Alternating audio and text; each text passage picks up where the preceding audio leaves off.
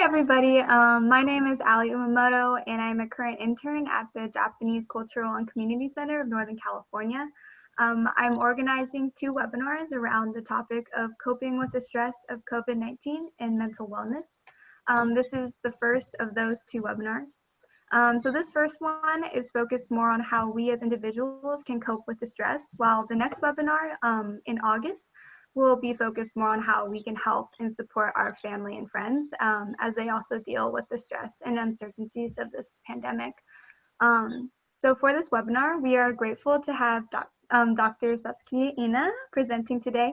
So a little about Dr. Ina, because we would be here all night if we talked about all the amazing things she has done and is currently doing for our community.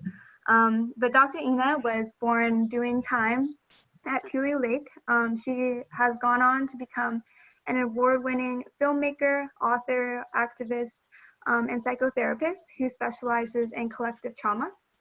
She is a Professor Emeritus in the Department of Education, California State University. She currently has a psychotherapy private practice in the San Francisco Bay Area, specializing in collective trauma. She is also the co-founder and organizer of Tsuru for Solidarity, a direct action grassroots organization of Japanese American social justice advocates and allies protesting the current incarceration of innocent families seeking asylum at the border. Her upcoming book, Be Strong, Don't Cry, Love and Resistance in an American Concentration Camp, will be published by Heyday Press, Berkeley in 2021, so very exciting next year. So we are happy all of you could be here with us to discuss and learn about this important topic. This event will be structured starting with a presentation with Dr. Ina, and then we will have an interactive discussion and Q&A session. So at this point, we are going to switch everyone to be panelists, and so we can all see each other. At this time, Dr. Ina will ask all of you to turn on your videos and audios to have a more interactive discussion. So when the time comes, please do so. It'll make time here much more valuable, and so we can all be able to see and hear each other. So this event will be recorded, but we're only posting the presentation portion and will exclude any participants to protect your privacy. So with us today is Haruka, the Senior Programs Manager for the Center. So he's waving now, and he's here to support and help with any technical difficulties that may arise during the presentation. So during the presentation, please type any questions you may have that come into your mind into the chat box, so you don't forget, and so Dr. Ina can address them. So again, we are happy all of you can make it today for this webinar presentation, and without further ado, I'll let Dr. Ina take it away. Thank you, Ali. Are we going to switch so I can see everybody, or does that happen later? I think that'll happen later. Later, okay, all right. So welcome everybody. I can't see you, but I'm getting used to this tech world of Zoom. Welcome, and thank you for taking the time for being here. I thought it would be helpful to look at how we are coping with the pandemic and sheltering in place through the lens of the Japanese American experience. And so I want to share with you some stories, some images, and a little bit of science to provide a framework for what it will take to move from just surviving to actually thriving in the time of COVID. So I'm going to do a PowerPoint presentation, and I wanted to engage with you more, like I did as a professor in the classroom. I really like to boss my students around a lot. So this time, when I ask a question, you're welcome to put them in the chat. Type them in the chat section, and then Ali will help me identify those as we go along. I want to start first by getting everybody grounded and centered. So if you could, if you're holding anything in your hands or whatever, just find a comfortable place to rest your hands and take a deep breath.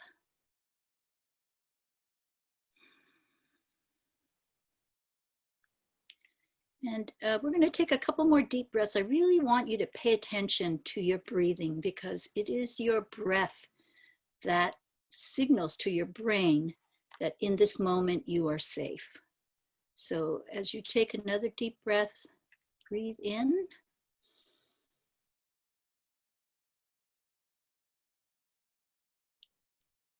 And breathe out slowly and fully.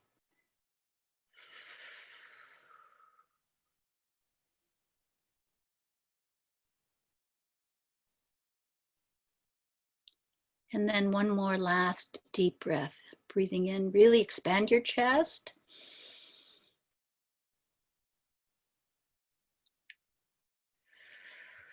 Exhale. And just notice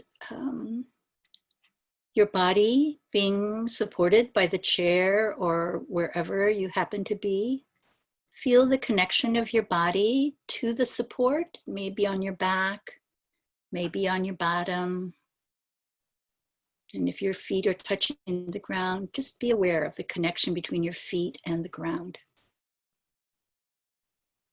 And just normal breathing.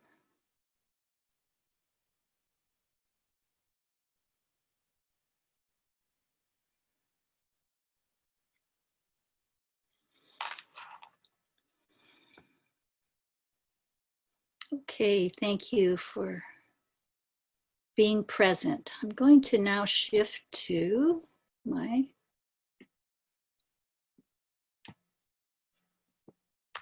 PowerPoint.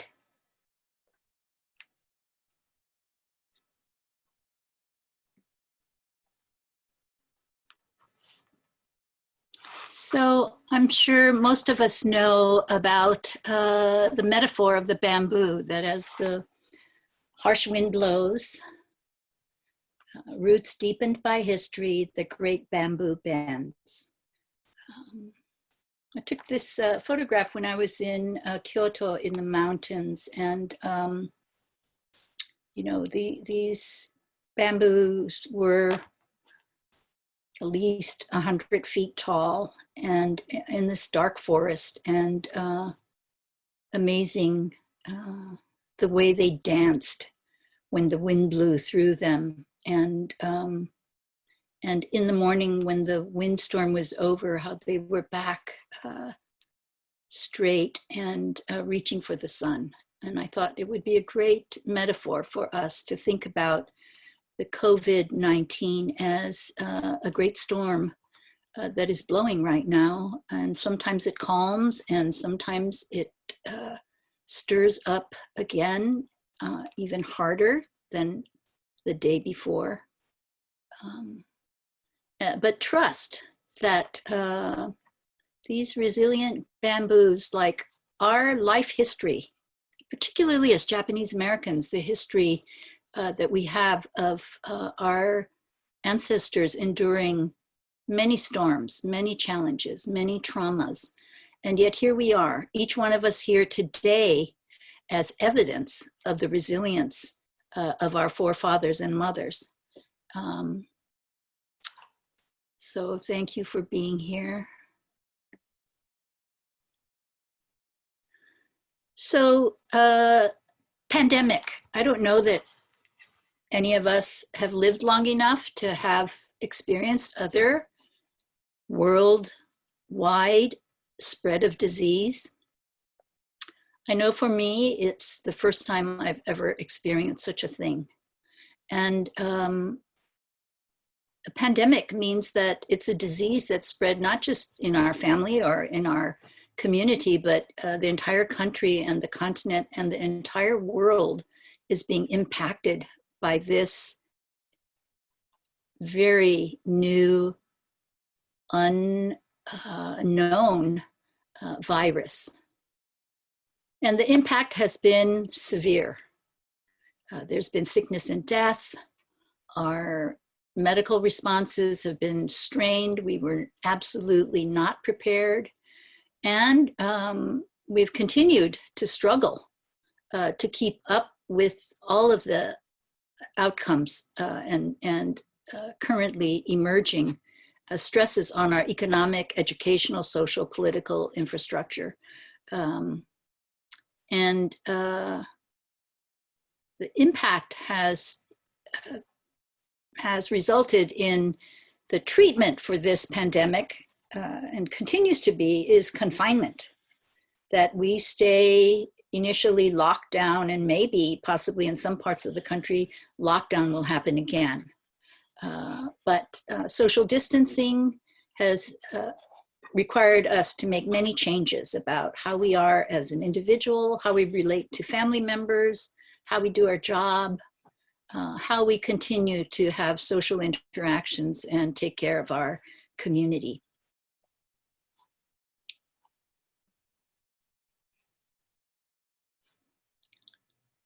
This photograph on the left is actually a cactus plant. It's a species of the mammillaria cactus that someone had literally thrown away in the backyard of the house that we moved into when we moved to Berkeley 5 years ago. And I've tried to ignore it because it wasn't particularly beautiful, and it was prickly, and but looked just like the COVID-19 virus. And so I have put it in a nice pot, and I am watering it as needed. And it represents to me the fact that COVID-19 is a pandemic, but that means that we're all, every single one of us, experiencing a trauma. A trauma is an experience outside the range of normal human experience. It is something that we're not familiar with. We didn't anticipate, that we have never had to adapt to in the past. And some personal examples are what we call small t traumas, like accidents or a severe illness, or we've been a victim of a crime, we've had some financial loss, many experiences that feel like disruptive to our lives, and in some cases are true traumas, but they are considered small t traumas. That is, they're experiences that people can predict that they will come out on the other side. Now, collective trauma is something that is shared with other people. It could be not just in your family, but in your community. So a natural disaster strikes in a particular region. War between countries is localized between the two countries that are at war or their allies. An economic depression can affect across boundaries to international zones that have had repercussions like a series of dominoes. And an epidemic, particularly a pandemic, which means across all countries, is a form of collective trauma. That is, we share this trauma with a collective of people. And one of the most significant Japanese American experiences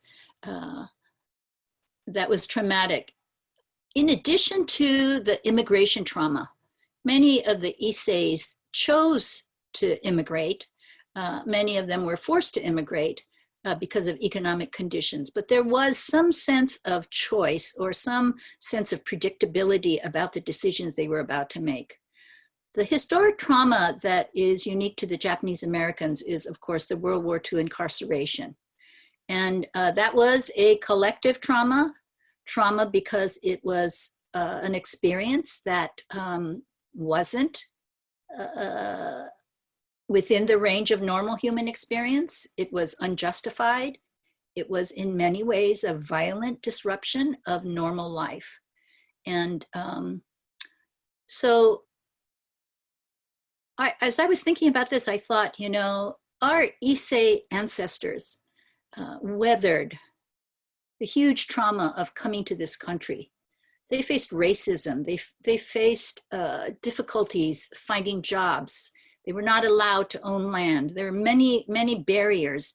And then it culminated in 1942 when the executive order was signed, and thousands of us were removed from the West Coast and incarcerated, prisoned. And they called it, you know, forced evacuation. I call it arrest and imprisonment.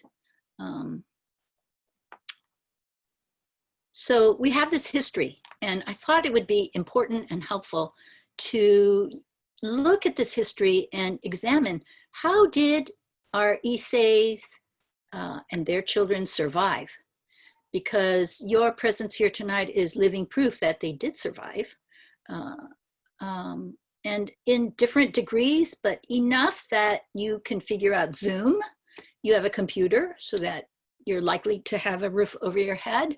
And that's pretty high quality of life. And so it seems like there are many lessons to be learned from that historical experience. I want to briefly just, don't freak out about the science here, but I think it's helpful to have an understanding about how trauma impacts us. So, you know, our brain, let me see if I could get this laser pointer, yes. Our brain is the central point that the size of our brain, the differentiation of the brain distinguishes us from almost all other living beings. And its main purpose is to help us functionally survive, and in order to do that, avert danger. And so our nervous system is wired all through our bodies, through all of these connective tissues, neural pathways.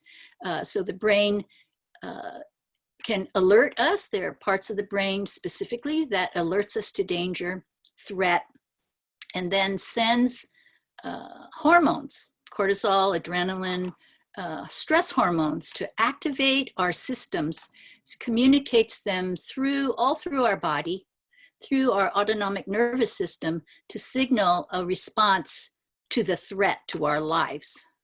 And trauma, of course, is viewed by our brain as a threat to our lives.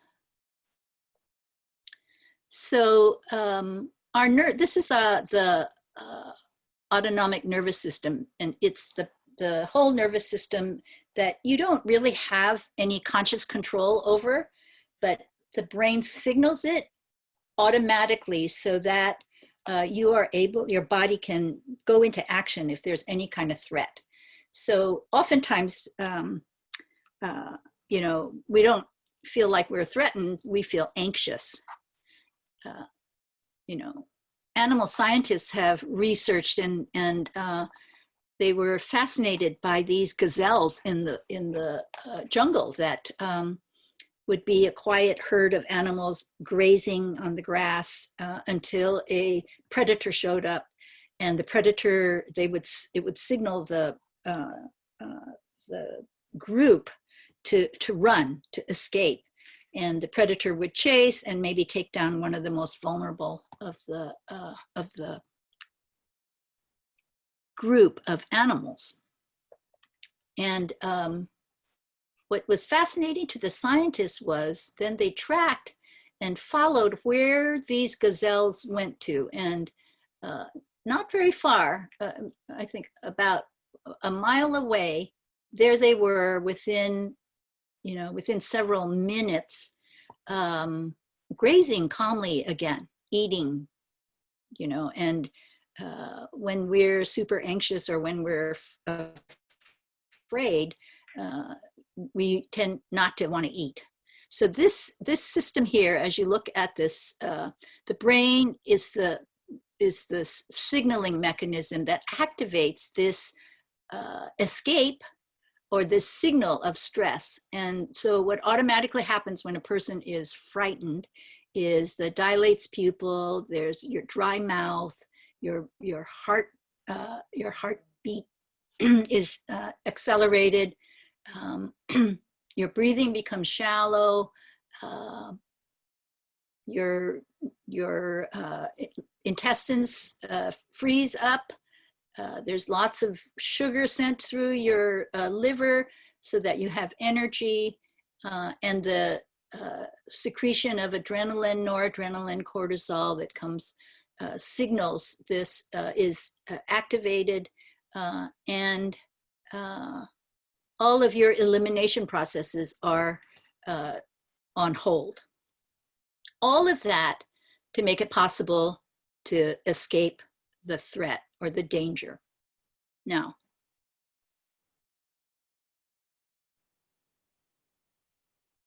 okay, so let me see if you have any questions at this point. I wish I could see your face, but if you have any questions, Ali, I'll take a couple of them before we move on. Any questions about the nervous system?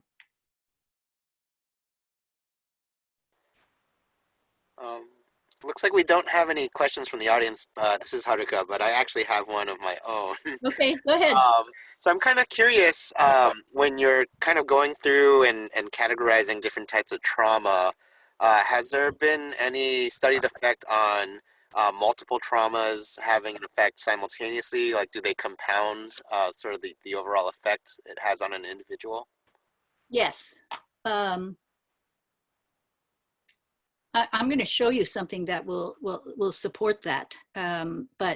Yes, and what we're finding today is that to have the pandemic going on while there are other more typical traumas, car accidents, miscarriages, severe illnesses, things like that. And even, I still see some families on Zoom in my private practice, and even the reality of the high school senior that was all ready to graduate and go far away from the family to college, now will have to stay home for a year, and the whole family is distressed about that. So the complications from the pandemic have triggered multiple other traumas on top of common traumas that might be taking place. And so it does amplify the reactivity.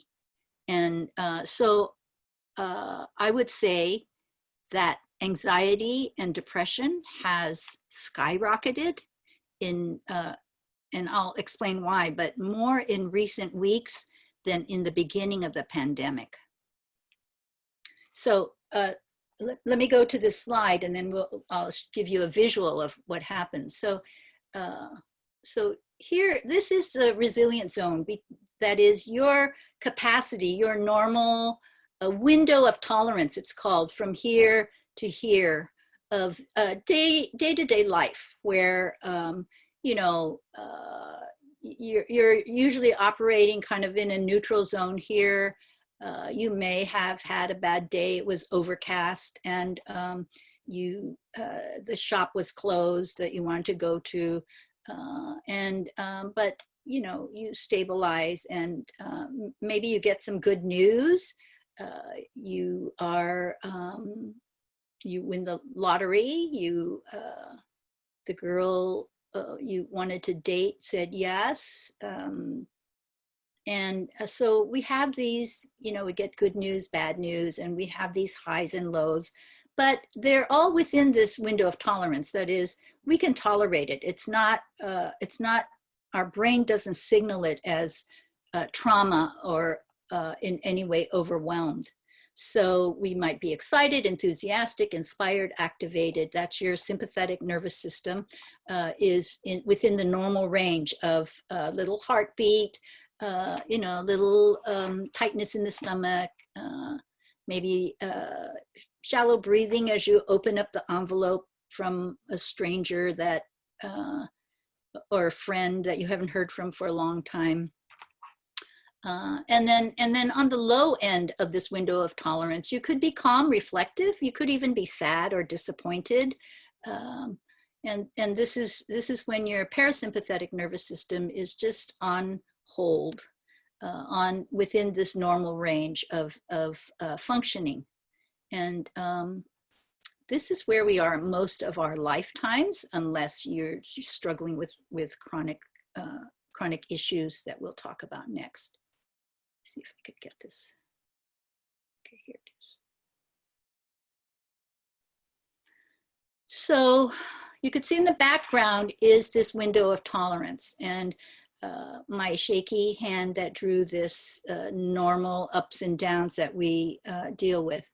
But when there is what we call a single incident trauma, something bad happens, something that threatens your well-being, it can enter into your life and then send signals to your brain that there is threat. And your coping responses will be sharply up and down initially. Sometimes they smooth out, but generally, there's an immediate reaction. You're outside of your normal range. So what happens when you get outside of your normal range? Then there may be a feeling of depression, some disconnection with others, really incredible fatigue or numbness, and many other, and people have very different ways of dealing with that. Then it could alternate. Many people alternate between this high and low, but sometimes people just stay at the high, some people stay at the low. And of course, either one of those outside of the resilient zone isn't good for your body on a sustained level. So you could be then activated, so you're hyperactive, physically moving around, jittery, hypervigilant, looking for any continued danger, feel anxious and panicky. You might even be angry and explosive. And this can happen if there's been an accident of some kind, bad news, and these traumas can be very serious individual traumas, unexpected loss of a loved one, a breakup with a loved one, being terminated from a job, being robbed, being a victim of some violent crime. But it is what is considered a single incident. It doesn't mean that it happens and people get over it, but it's one thing that happened, and the person will go through these highs and lows and extreme responses. Extreme meaning that it's outside of the range of our normal everyday lives. So what I'd like is if you could just type into the chat some single incident traumas that you've experienced. Let's just take a minute and take a few of those. Like what is something that you have experienced that you would consider outside the range of normal experience? One person wrote death of a relative. Okay. Another one said death of a child. Another person said death of a loved one. Mm-hmm. One of our participants said getting car stolen from our driveway. Mm-hmm. Someone said, another person said death of a loved one. One of the people also said victim of discrimination. Mm-hmm. Okay, all right, great. So, these are things that happen. They are life-changing for people, and not something that we experience on an everyday basis, and often takes a significant period of time to adjust.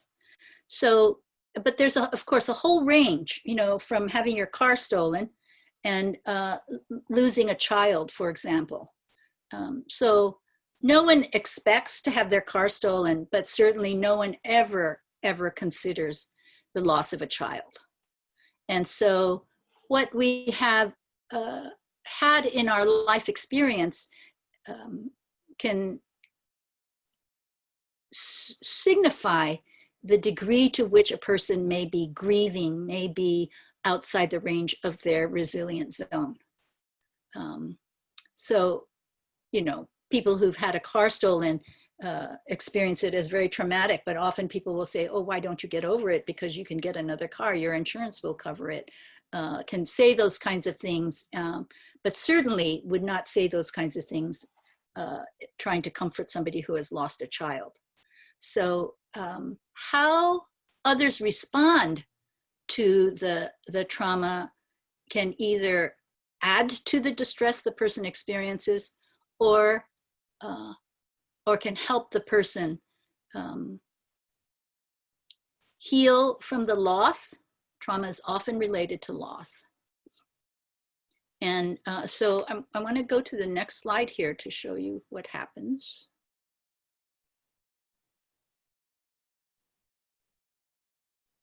Now this goes to Haruka's question. So chronic state of trauma. So Haruka was talking about how many traumas does a person have to endure, right? I think right now we could say the pandemic, for some of us, there have been multiple traumas that have exacerbated symptoms, experiences. And so, you know, I think it's really important that we don't minimize this, that we don't miss it or skip it or ignore it, that we pay attention to what are the traumas. And it's helpful to clarify what those are. It could be that, for example, my client who was gonna go to a very prestigious university, had studied all through high school, got graduated early, was supposed to go off to NYU, and then got news that NYU is not gonna have school for a year. And we could just say, well, that's just a result of the trauma of the COVID. So, you know, we'll just wait a year and it'll be fine. But instead, it is really important to pay attention to that trauma. What does it mean for that person specifically? In many ways, that loss is a significant adjustment, because in this case, the client was had really done all the necessary relationship issues with the parents. He was fighting with his parents. He was really individuating, claiming his independence, was going to be on his own, was ignoring what his parents wanted him to do. He was ready to launch. And now he is back, literally stuck in the nest that he was about to take off in.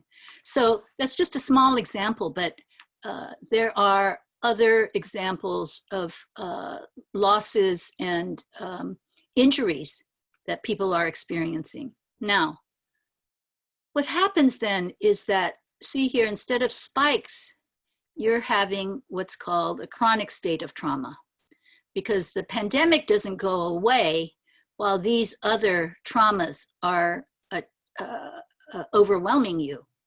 And so you could get stuck.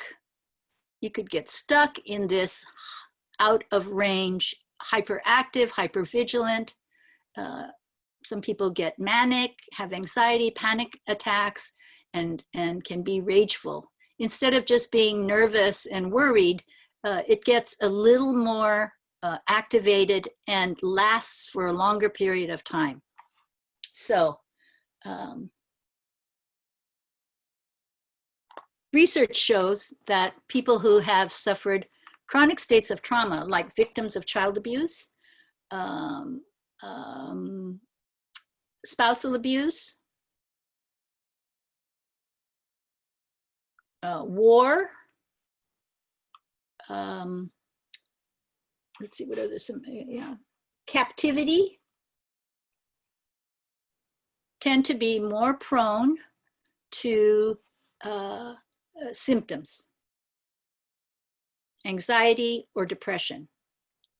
And the anxiety or depression could be more severe, more impactful on their lives, and really can be disruptive to the person's well-being. And not to scare you, because you're probably not going to have this outcome, but the research was done on prisoners, violent crime prisoners. What they found with most violent criminals, that they had a long history of childhood abuse, or were children in a war zone, and or were living in captivity. So I think about the incarceration of our parents and grandparents, and maybe ourselves, as a form of chronic trauma, long-term chronic trauma. And we have ignored that for a long time.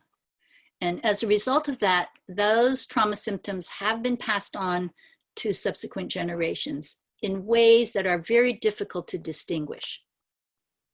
And if you want to learn more about that, on July 25th, you could go to the Tsuru for Solidarity, Tsuru Rising event, where I will be in conversation with Donna Nagata, who has done long-term research on the Sanseis and their, the impact of incarceration transmitted by their Nisei parents.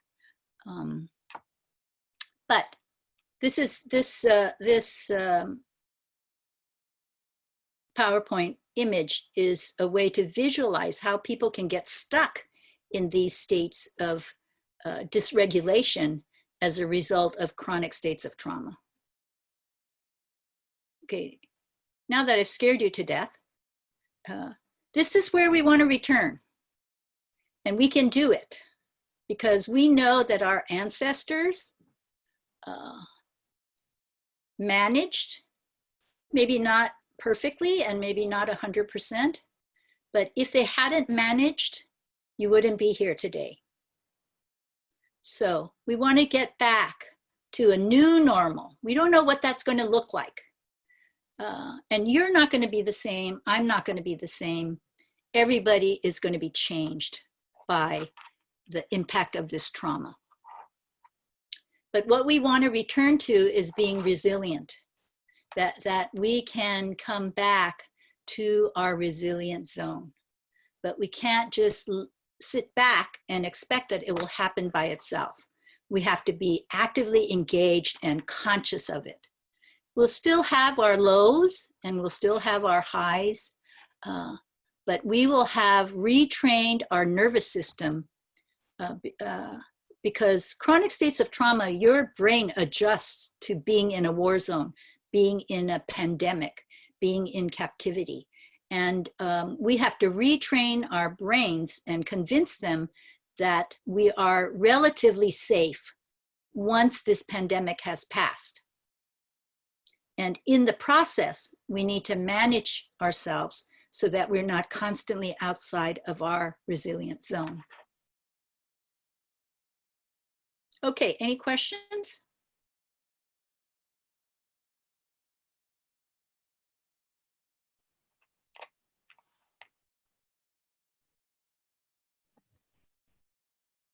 No? Yeah, no questions at the moment in the chat Okay, box. all right. Am I scaring anybody?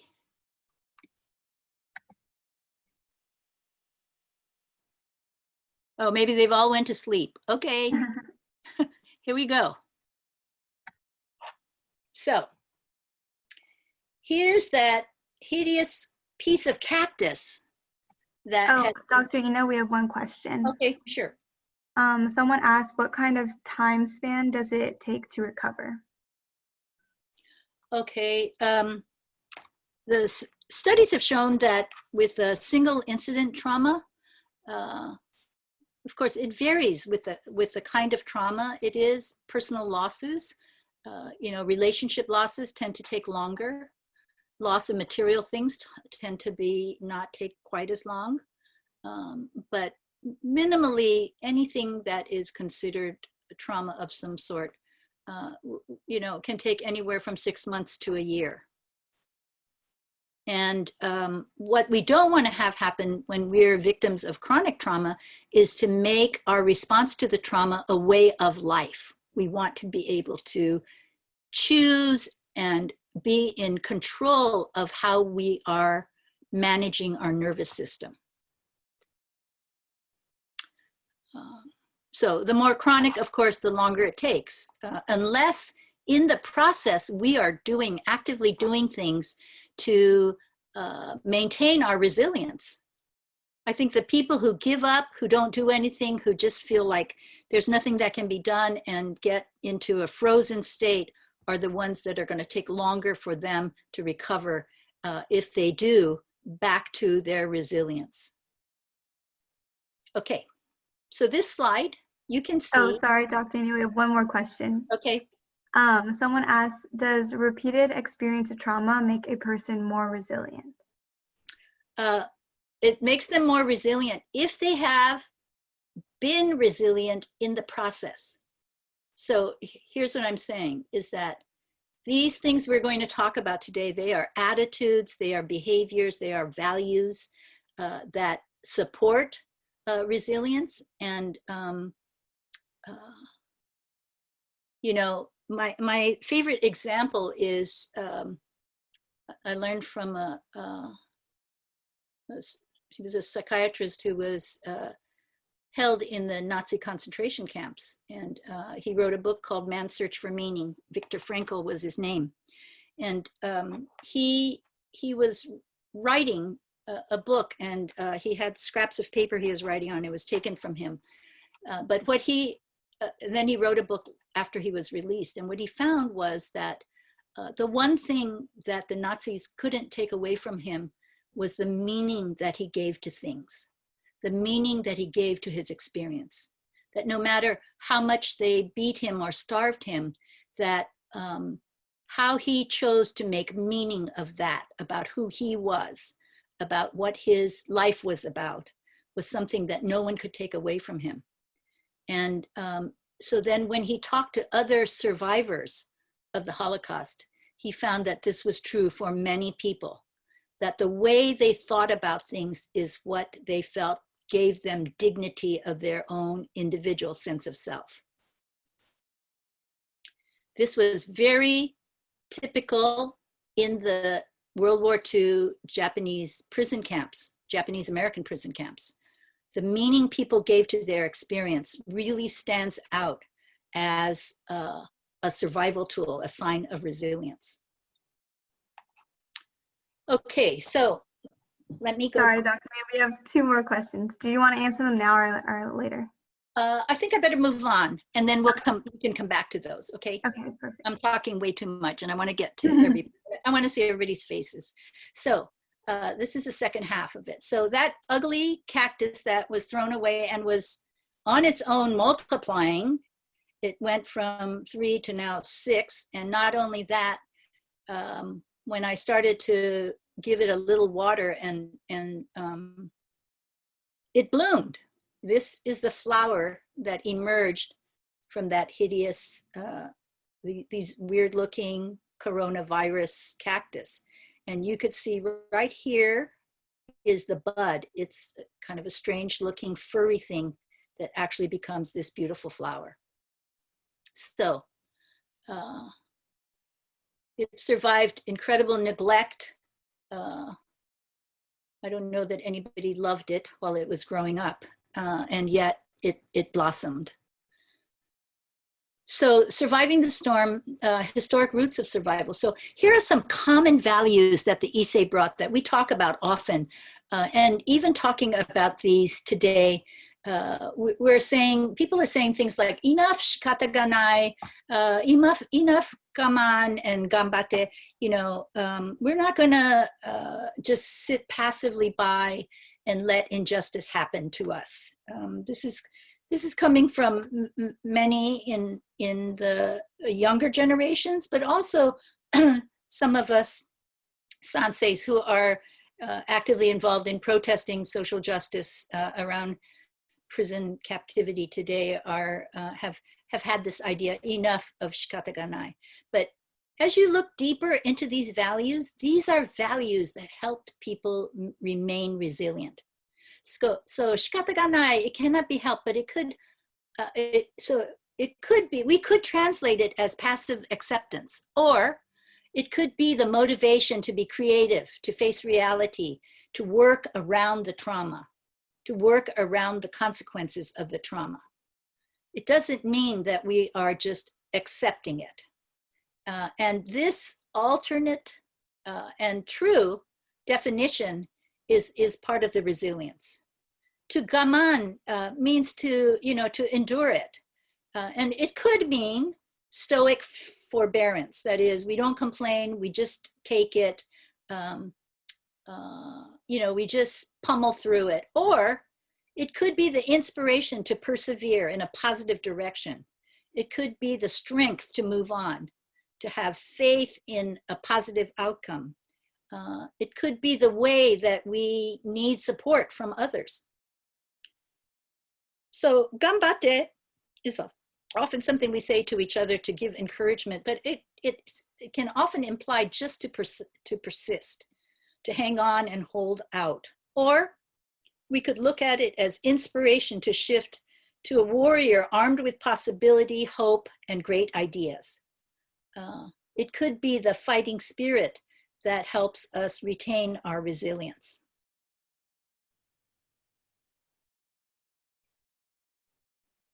So we are in the midst of the stages of dealing with the pandemic right now.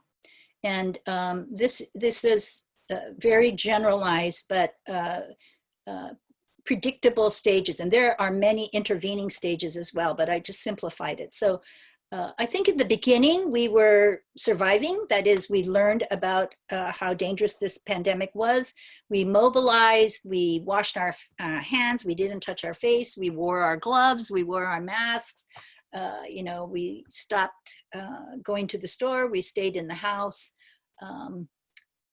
We were on survival mode, and people were much more thorough about following the rules to be safe. And, but it has gone way beyond what was initially predicted. And so right now we're in this coping stage, and people are suffering from more malaise. They're holding on, they're sustaining, but they are letting their guard down in many places and barely coping. And this is where then, people could end up back to survival mode if the pandemic continues to worsen, which it has been, and has been dramatically pointing out that we are still in stage 1. So we have this is a choice point. You stay in this middle zone of just saying, okay, I'm gonna hold my breath. We're just gonna do our routine, just hang in there, take a nap, it'll go away. Or we can decide we're going to thrive. It is the thrivers during this pandemic who will regain their resilient zone faster, more consciously, with more depth, and with more personal change. This is the challenge that awaits us right now.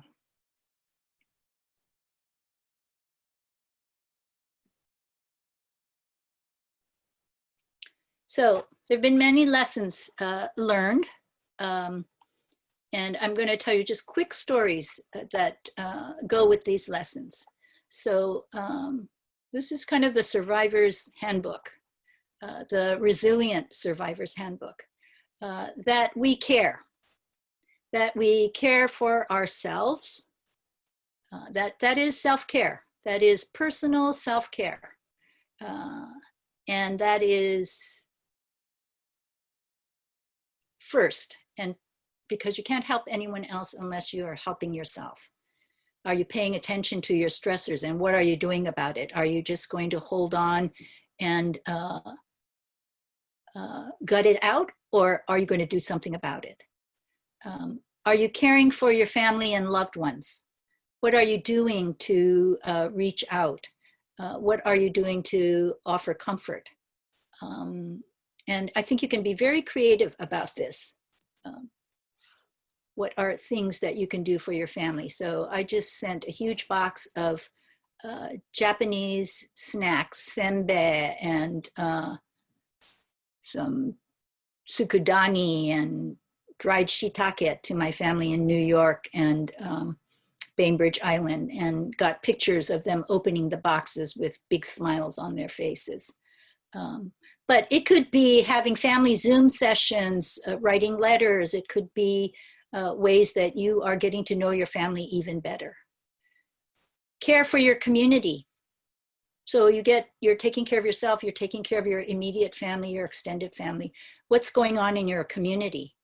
So, you know, for example, San Francisco, Japantown, the small shopkeepers are really struggling.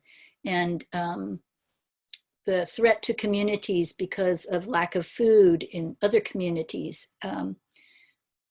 What's happening in our churches and our community centers. We may need to offer some additional financial support or some volunteer work. And then care for others who are struggling. And that might mean some volunteer work or smiling at a stranger. You have to take your mask off to do that. But noticing people outside of your community, being aware that others may be suffering and could use your support. And this could be communities definitely outside of the JA community, where there is poverty that impacts their access to health care, and what are ways that, and people have told me they're making masks and sending them to the homeless, and you know, cooking food for people in senior care that aren't able to receive delivered food from the agency that they were getting from. So this photo I took in Nagano in Japan, and these are the Japanese macaque monkeys, who are the only humanoid, what are they called? Let me see.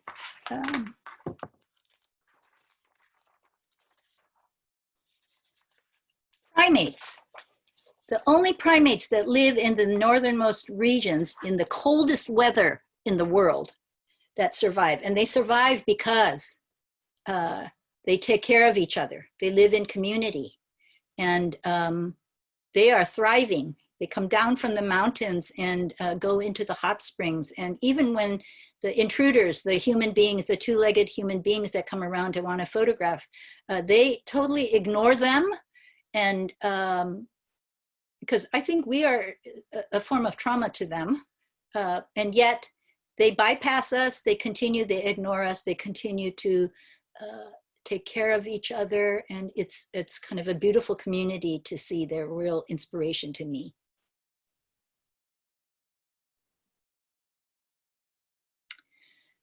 Another lesson learned is about gratitude. So before COVID happened, I met this man named Lam. He was just a few days out of prison.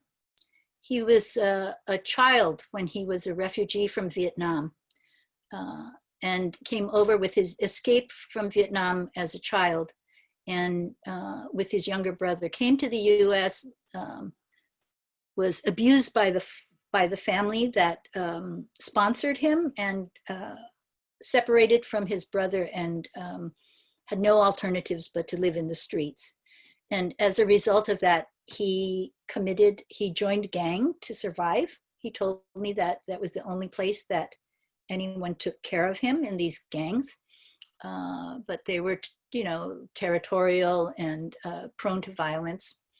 And he was a kid who grew up in a war-torn country, and that modifies the nervous system. And we found that many of the Southeast Asian gang members were children raised in in war zones that made them more prone to violence. Anyway, he committed a crime as a youth and had just been released after 30 years of being in prison.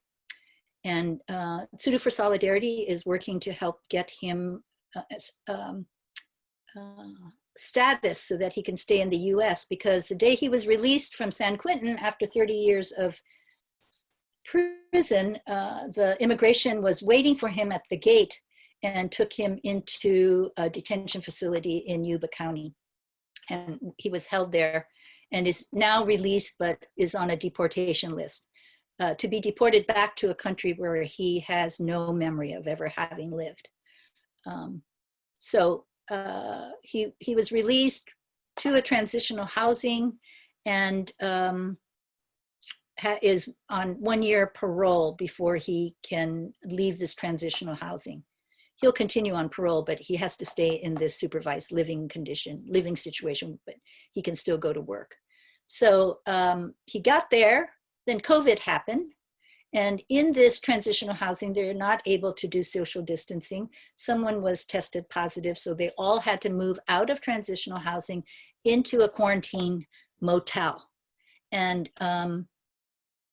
when I heard about that, I called him to see how he was doing, because I thought, wow, this man is never going to get a break. He is never going to be able to feel free. He went from San Quentin to immigration and then into transitional housing and then COVID, and now in this quarantine, forced quarantine. So when I talked to him on the phone, he was amazingly cheerful. And I said, how are you doing? I'm so worried that you're now in this quarantine house and you're locked down, you can't go out. And he said to me, he said, I have never been happier. I can't remember a day I was this happy. And I said, well, what do you mean? And he said, 1 man, 1 room. I have never in my life had a room to myself. And I said, wow, okay, great. And he said, but what really makes me happy is there's a window in my room that opens. And I had tears streaming down my face because I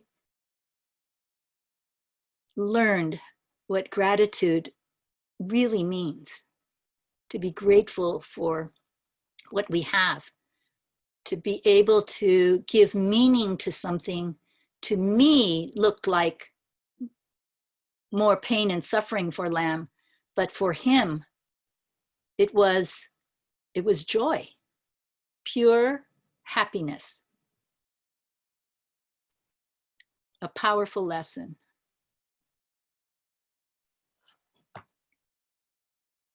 Another lesson is about being able to use this time to learn and create. So when you're learning and you're being creative, this stimulates the part of your brain that sends endorphins. All of these increases the hormones that give you a sense of well-being, and it counteracts the stress hormones.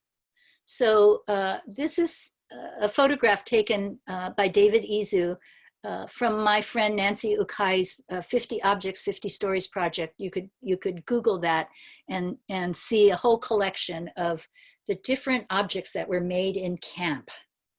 And this is a geta, a wooden sandal. And they made these wooden sandals because there was so much mud and snow and sludge and wet concrete when they took showers. So people found scrap wood and made these geta to wear. And this one was made by Jingo Takeuchi in Santa Fe, New Mexico.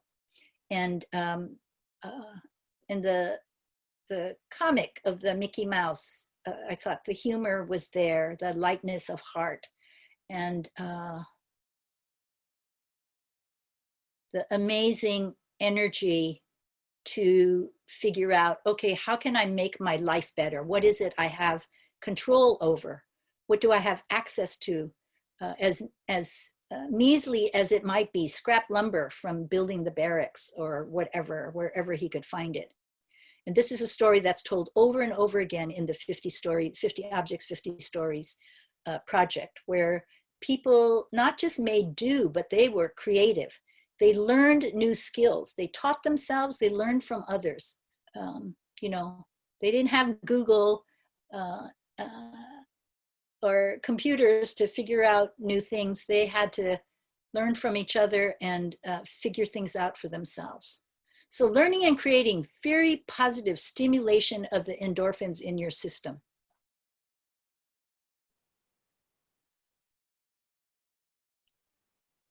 Another lesson learned is about how to calm the mind, which is generally what we're trying to do as a way of resilience. So this photo is the Heart Mountain stones, and you may have heard about these stones that were discovered in 1956. A man was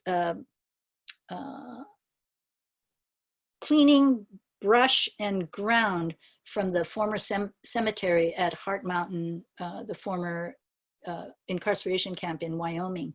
And he found this big tin barrel filled with hundreds of these stones with these characters written on them, on each one separately. And Chizu Omori and Emiko Omori went to Heart Mountain to do some scouting out for their film that they were making, Rabbit in the Moon. And they met with the owner of the farm, who had this big barrel of stones in their garage and just generously gave them. And more recently, the story behind it has been described by Reverend Duncan Williams in his book,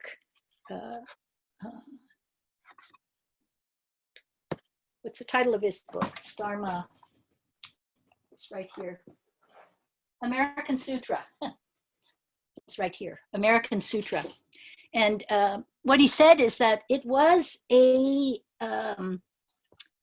Nichiren Buddhist priest whose name was Nichikan Murakita, who they're guessing that as part of a way of calming his mind and ritualizing his practice was to copy characters from the Lotus Sutra. There were thousands of these stones. Another story I heard was that these stones were then placed, hidden in different parts all over the prison camp site. And with the hope that when someone found it, they would see the characters on these stones, and it would calm them and remind them of their higher self. So whether it's your spiritual practice, mindfulness practice, whatever faith you have, meditation, these also produce the hormones that are good for your brain, good for your nervous system, good for your heart, good for your sense of well-being.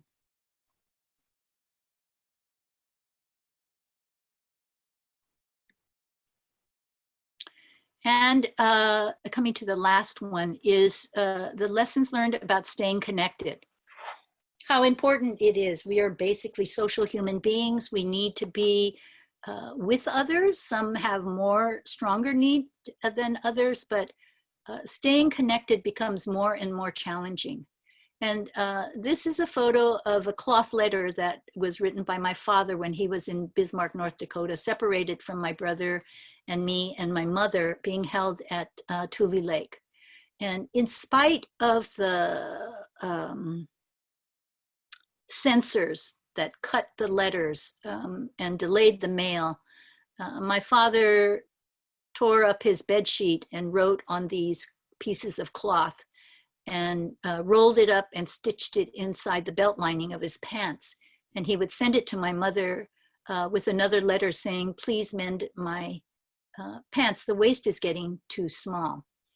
Or please repair the hole in my pants. And he would have stitched inside the pocket lining one of these letters. So the extra effort, the cleverness, the ingenuity that's required of us to stay connected with each other is very important. whether I actually got a handwritten letter the other day, and I haven't had a handwritten letter in I don't know how many years.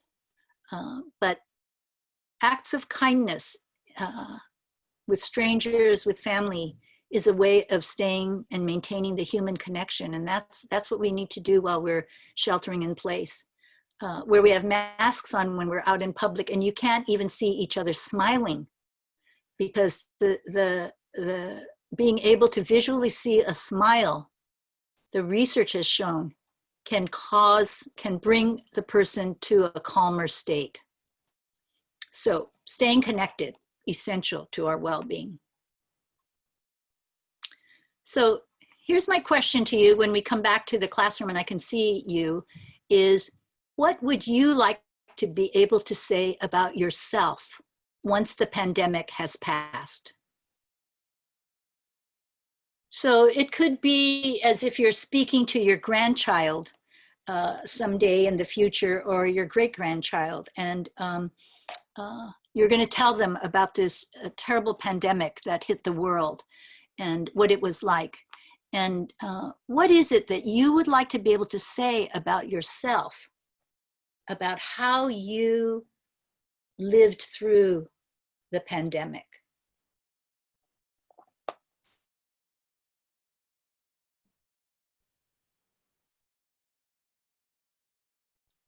So I'll just give you a little blast of this. These are the comments that I do a group called Let's Talk at JCCCNC.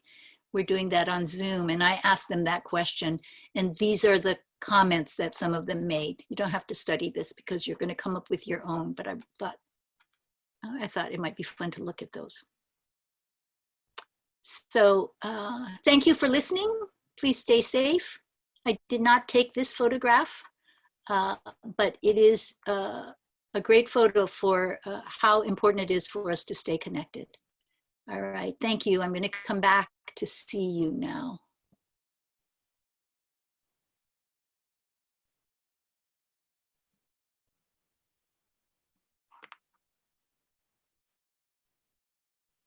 Okay.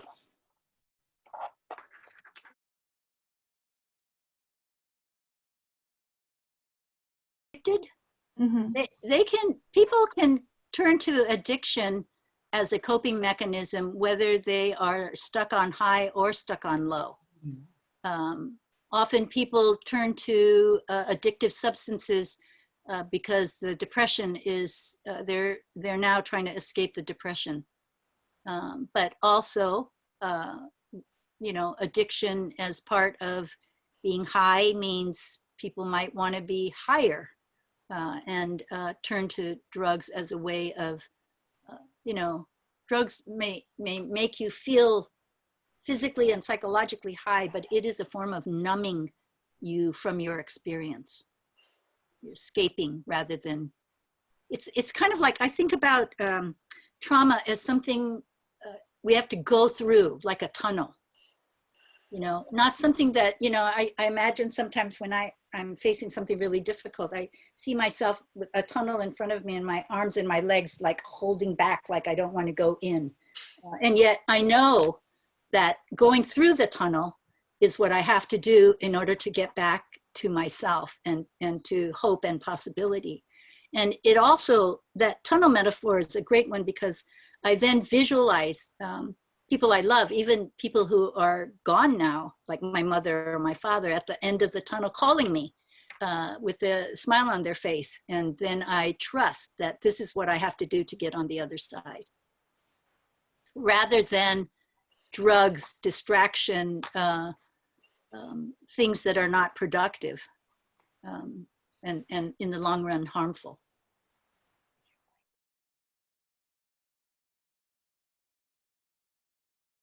Because it is not a comfortable state. When you are hyper vigilant, hyper anxious, people want to escape that. And you know, there are people that are prone to high danger, like the exhilarating, they have high risk hobbies and things like that because they like the rush. But the sustained level of that is usually something that people want to avoid.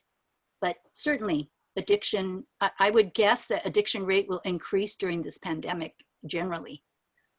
Being addicted to being outside of your resilient zone, it's actually an oxymoron, because in your resilient zone, you can feel the benefits of being hopeful and excited, but when you get into outside of that zone and you're in this hypervigilant, what's a good way of describing it? Anxiety over the top. Most people don't find that something they want to sustain. Is it possible? Sure.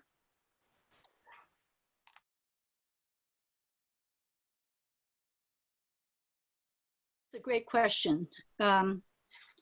Anxiety and depression that runs in the family, they call that, you know, something that may be passed on. They're not able to identify any kind of gene or any scientific proof of it, but depression tends to run in families. Anxiety tends to run in families. Could be considered learned. There may at some point be able to discover that there is a gene that is hypersensitive to going in one direction or the other. So if somebody has, you know, an endemic depression or anxiety that is just chronic and part of something that they've had to live with all of their life, they're going to be challenged even more in this circumstance of another trauma.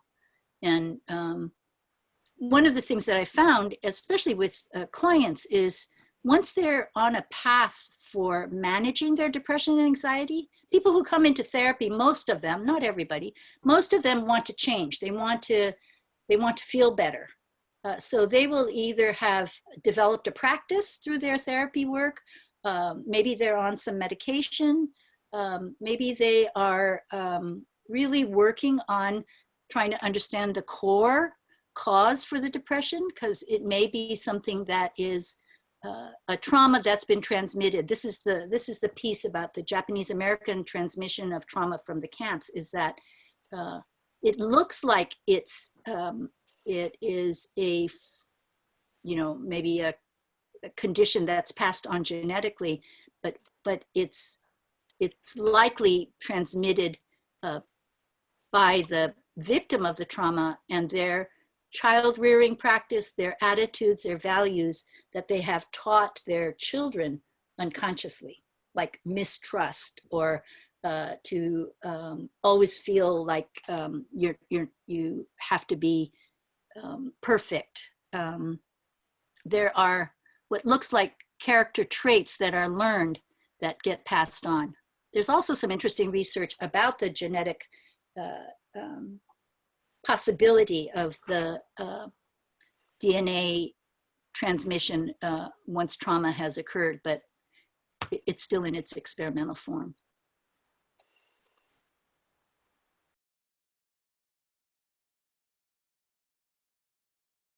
It's a complicating factor because was that a coping that the adult parent had in the prison camp and then modeled that for the child? Or was it something that, you know, was a part of generations before? Or was it a value? You know, to gambaru is a value, to be able to gaman, to endure it and not make a big fuss about it.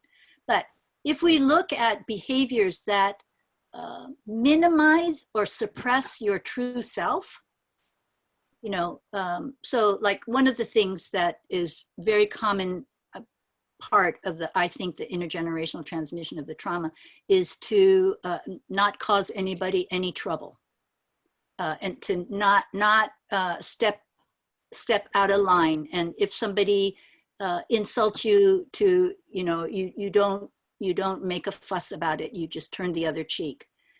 To not fully express yourself.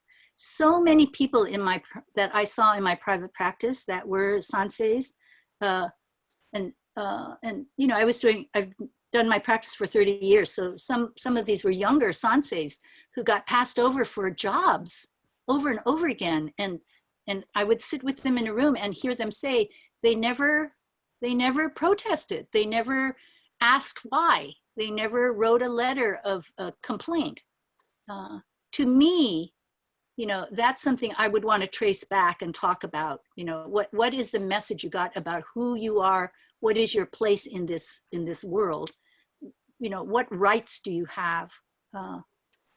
And because anything that constricts or confines the person, that demonstrates, you know, how people survived in captivity is what I look at. And to track it and become conscious of it, wow, that's like light bulbs going on for people, you know. And Donna Nagata actually did the only national study of sanseis and their relationship with their Nisei parents. Nobody else. There are no other scholars that have done a study like that. We need young people to do that. She's going to launch a study on Yonsei now. She'll be talking about that.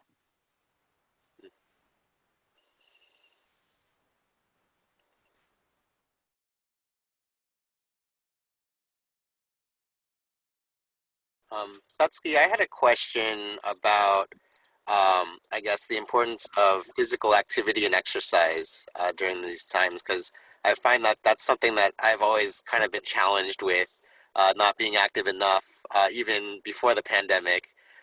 But certainly, the more I've been able to be active during these times, it's really helped me a lot personally, as far as my outlook and mental state. Could you speak on the importance of just getting enough exercise and staying active? Absolutely. And I didn't include those because I was trying to think of talking about things that people didn't take for granted about what they should be doing. But you're right. You know, everybody's talking about their 5-pound COVID addition from sitting at their computers. But definitely exercise, healthy eating is really important for managing that resilient zone, that when you are moving your body and exercising, that you're managing your stress, which means that you're reducing the amount of adrenaline that's running through your body and your system. So you exercise, you build up your endurance, your heart gets stronger, your muscles get stronger. Absolutely, those are all the things that you need to do. And healthy eating. See, those are things we stop doing. We get more still. We want to eat more junk food, quick, ready food, more sugar. Those are the things that actually exacerbate the coping with the stress and can lead to depression. Yeah. Thank you. Mm-hmm.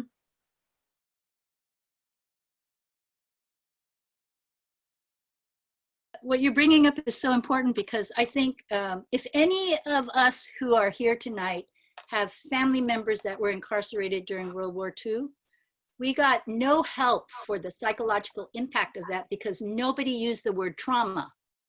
It's only in the last 10 years or so that that word has been applied. And when you think about it, that's part of the government narrative that suppressed the reality of what was done to us, you know? So when we have more information, when kids know they've had trauma, it's much better for them to understand themselves. Because if someone doesn't help them look at it and not just say, oh, you have trauma, but there's some great resources that you can go to for kids who have had trauma so that they can understand it. And you can Google it, and if you can't find it, you can email me. But I see, here's one really crucial thing about trauma is during trauma, your right brain becomes more dominant than your left brain. That is, your emotional, unconscious, irrational part of yourself will be activated. And in the moment of threatened trauma, your left brain actually shuts down. You know, there's no time to think logically, rationally, long-term consequences, you know, when there's a predator chasing after you, right? So, and all that energy has to go into sending blood into your extremities so you could run away and escape. So untreated, that memory is held in the brain in that raw experience without the benefit of the left brain giving it meaning, logical consequences. And so that's why the messages that we got as children who were in the camps, for example, you know, went untreated for so long. So the feelings of my inadequacy, that I'm not good enough, that I never feel like I belong, that I can never prove myself enough. Once I understood that this was the transmission of the trauma, when I watched my parents swallow every time they were insulted, and that message got acted out in front of me, then I internalized that myself. But now when I understand what happened to them, without being a therapist, I think what teachers can do is ask kids to write their life story, you know, at whatever grade level that they're capable of. And then you could help give them meaning to their life story, even to say, well, when your mother died when you were 7, that's not a normal experience. And you had to figure out something that no other kid that you knew had to live with. Then you can help them put the pieces together. What did you have to decide about who you were in order to move on?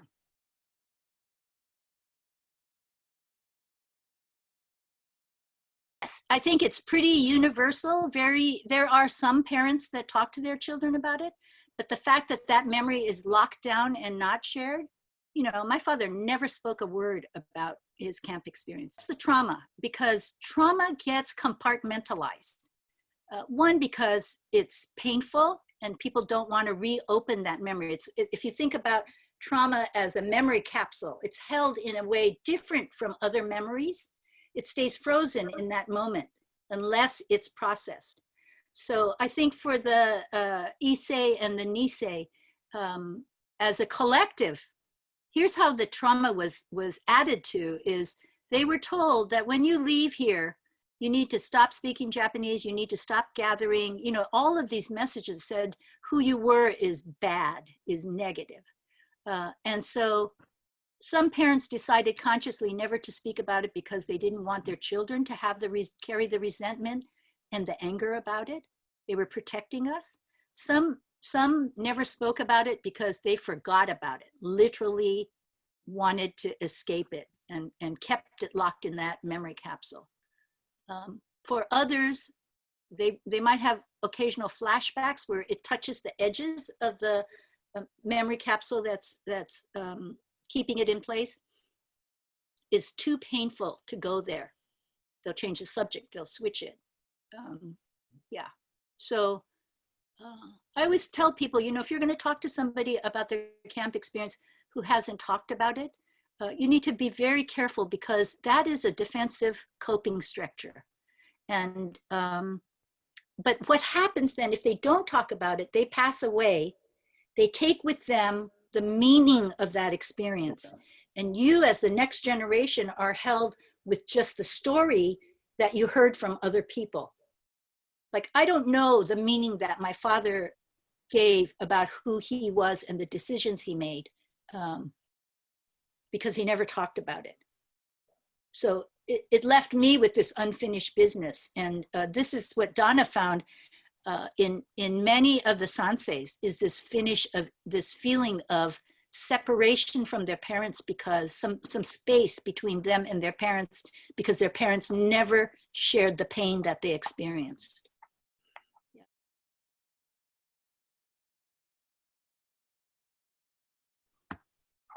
Okay, well, I'm grateful. I'm inspired, and it was wonderful to be with you. And I hope that you will continue to support JCCCNC. It's kind of the heart of our community in San Francisco Bay Area, and they do wonderful programming like this. So stay on their website page and see what's happening next. So. And on that note, then, want to thank you, Dr. Ina, for your presentation and spending time with us and really helping us as a community figure out the best ways for us to take care of ourselves and each other. I think it's been really valuable for everyone here. And to go along with your note on how we can take better care of ourselves in our community, I do have to make a little bit of a plug for everyone here. If you guys appreciated, the programming that we've been able to bring to you even during the pandemic and shelter in place, we really would appreciate any sort of support by way of donations to the center as well, if you're able. I understand that it's not an easy time for a lot of folks, but if you're inclined to, we would certainly appreciate it, since a lot of our fundraising activities are disrupted as well at the center. But in the meantime, what's most important to us is that we all are staying safe and healthy and taking care of one another. So with that, we really thank you all. And Allie, do you have any parting words for everyone? Yeah, I just want to say thank you everyone for a wonderful discussion. This was a great first webinar I've been organizing. I also, on behalf of the center, want to thank everyone for coming out and engaging.